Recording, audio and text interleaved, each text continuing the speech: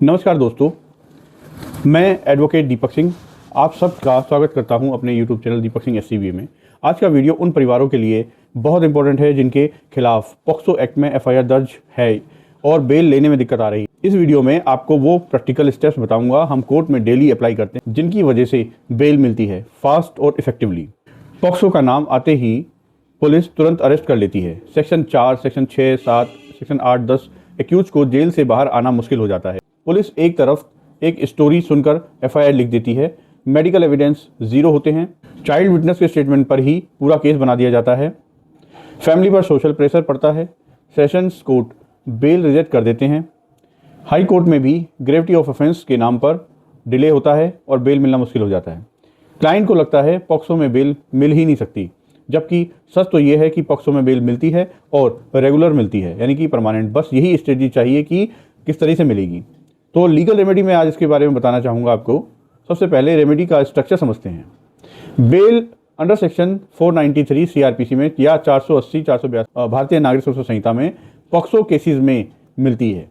और ये POCSO cases bell जो मिलती है इसमें सेशन कोर्ट या हाई कोर्ट से ही मिलती है, लेकिन जुडिशियल मजिस्ट्रेट से नहीं मिल सकती, क्योंकि जुडिशियल मजिस्ट्रेट का जुरिडिक्शन इसमें होता नहीं है, उसके पास पावर नहीं होती है। फ्रेंड्स, अब आते हैं ग्राउंड्स पर, यानी कि किन आधारों पर आप बेल पॉक्सो के केस में पा सकते हैं। मेडिकल एविडेंसेस नहीं है, पहली बात। इंजरी नहीं है, दूसरी बात। एज का वेरिफिकेशन डाउटफुल है, तीसरी बात। स्टेटमेंट में बहुत सारे कॉन्ट्राडिक्शन हैं, चौथी बात। पांचवा, FIR कराने में डिले है बिना किसी एक्सप्लेनेशन के। नेक्स्ट बात है, कोई भी रिकवरी नहीं है, किसी प्रकार का इंडिपेंडेंस विटनेस नहीं है, किसी भी तरीके के और दूसरे गवाह या फिर एविडेंसेस नहीं है। चाइल्ड के स्टेटमेंट में ट्यूटरिंग है, ये पूरी पॉसिबिलिटी दिख रही है। एक्यूज को ये बताना है कि उसका जो एंटीसीडेंट है वो अच्छा है। सुप्रीम कोर्ट और हाई कोर्ट बार बार कह चुके हैं कि bail is a rule, jail is exception. POCSO case में ये प्रिंसिपल अप्लाई होता है, पर स्ट्रेटजी स्ट्रांग होनी चाहिए। पॉक्सो के केस में रिवर्स प्रिजम्पशन अप्लाई होता है, यानी कि जैसे ही आपको जो है आपके ऊपर FIR होती है तो कोर्ट पुलिस सब मान लेती है कि आपने एक काम किया होगा, ये अपराध किया होगा। मैं पॉक्सो के केसेस पर सीधे कोई बेल आर्गुमेंट नहीं करता। सबसे पहले जो केस है उसको फोरेंसिक विजन से मैं पूरा स्कैन करता हूं। तो मैं किस तरीके से करता हूं ये सब चीज़ें मैं बताता हूं आपको। स्टेप 1 में मैं पूरी FIR, पूरे गवाहों के जो स्टेटमेंट है वो सब मैं उनका कंपैरिजन करता हूं, उसे स्टडी करता हूं। 3 चीज़ों में कॉन्ट्राडिक्शन ढूंढता हूं मैं। नंबर 1 टाइमिंग, लोकेशन और कंडक्ट। ये 3 मेन चीज़ें हैं जिनमें कॉन्ट्राडिक्शन होना चाहिए, वो जो मैं ढूंढता हूँ। ये कॉन्ट्राडिक्शंस बेल के सबसे बड़े हथियार बन जाते हैं। अब स्टेप 2 में मैं क्या करता हूं कि मेडिकल जो एग्जामिनेशन हुआ है, MLC हुई है, DNA टेस्ट हुआ है, उस सब की डिटेल में एनालाइज करता हूं। पॉक्सो में 70% केसेस में मेडिकल एविडेंसेस मिलते ही नहीं है। मैं कोर्ट में ये एस्टैब्लिश करता हूं कि एलिगेशंस का मेडिकल सपोर्ट जीरो है।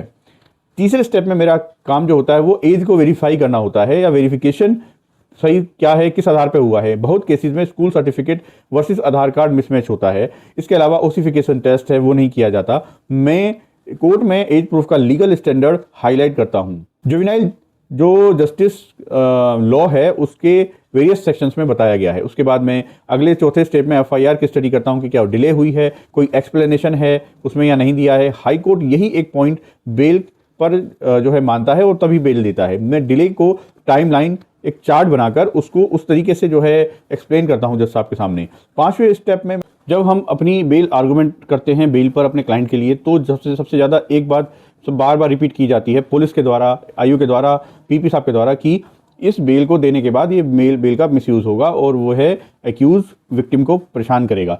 तो फ्रेंड्स, जो पॉक्सो में है इस मिसयूज एंगल का सबसे बड़ा स्ट्रॉन्ग पॉइंट होता है प्रोसिक्यूशन के लिए, जो कि व्यर्थ है, किसी काम का नहीं होता। हालांकि ऐसे केसेस कई देखे गए हैं, कुछ मिसयूज किए जाते हैं, लेकिन सभी केसेस में ऐसा नहीं होता।